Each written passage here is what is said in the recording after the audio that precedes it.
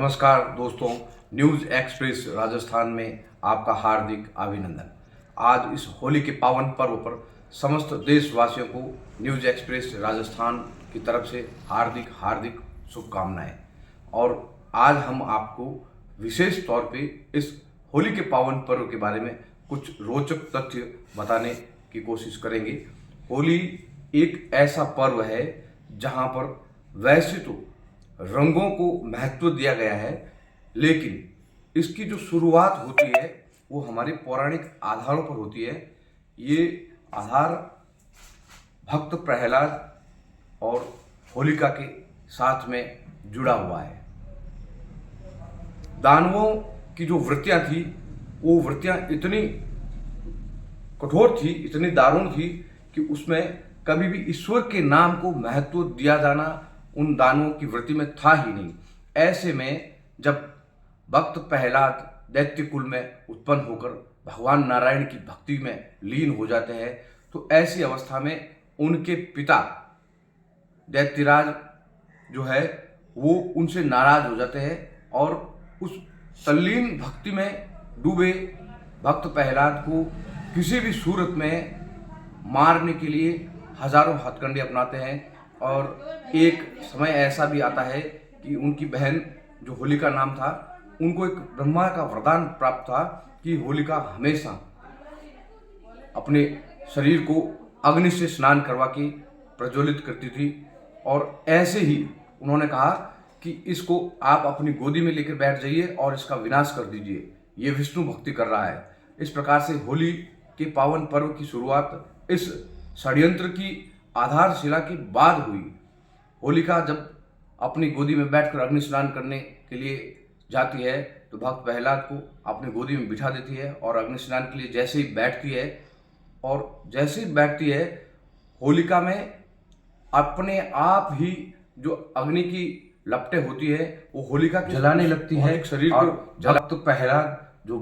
स्वयं अपने आप को भगवान विष्णु को समर्पित कर चुके थे, उनके शरीर का बाल भी बांका नहीं होता है। अग्नि की प्रचंड लपटें उनको तनिक भी विचलित नहीं कर पाती है। इस प्रकार से भक्ति की जीत के प्रतीक के रूप में और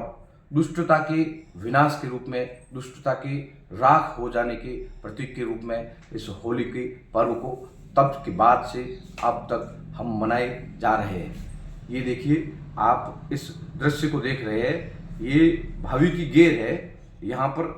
होली के इस पावन अवसर पर ये जो नृत्यकार है,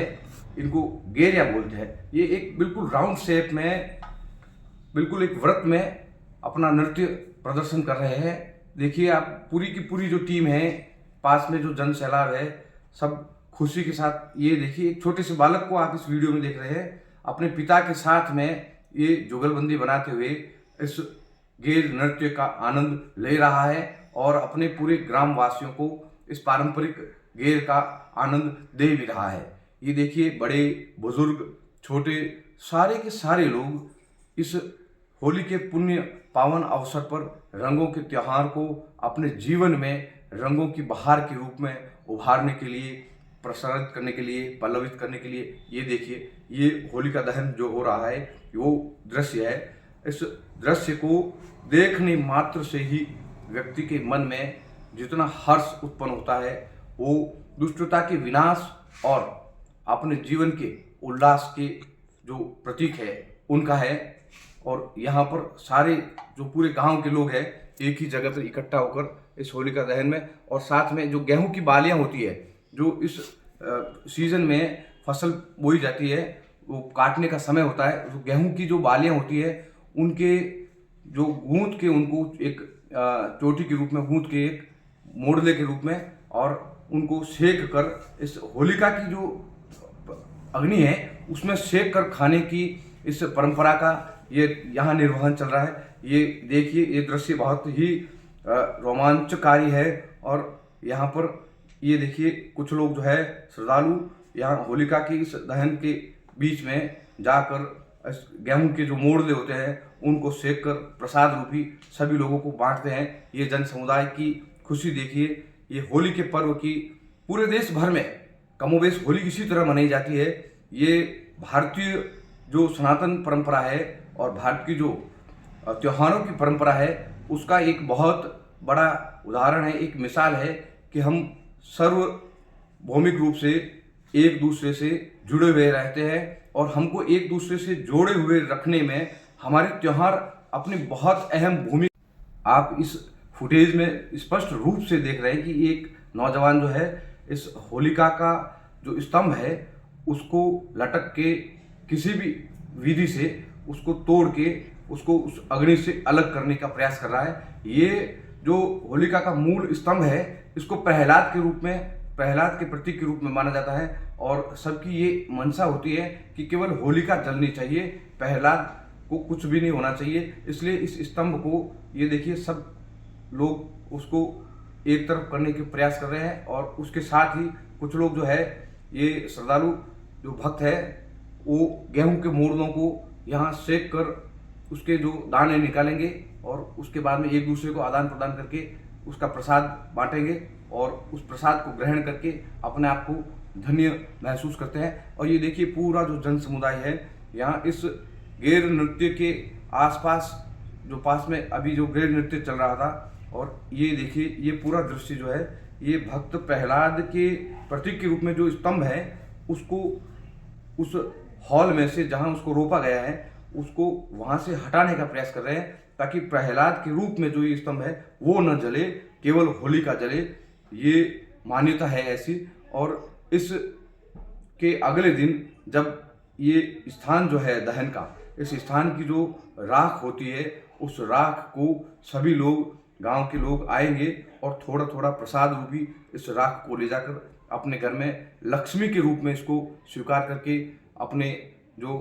मेन डोर होता है मकान का उसमें किसी कपड़े में बांध के उसको लटका के उसको मान्यता के रूप से लक्ष्मी का वास मानते हैं इसमें। और सारे के सारे लोग इसके अगले दिन इसकी पूजा करेंगे और महिलाएं यहाँ पर आकर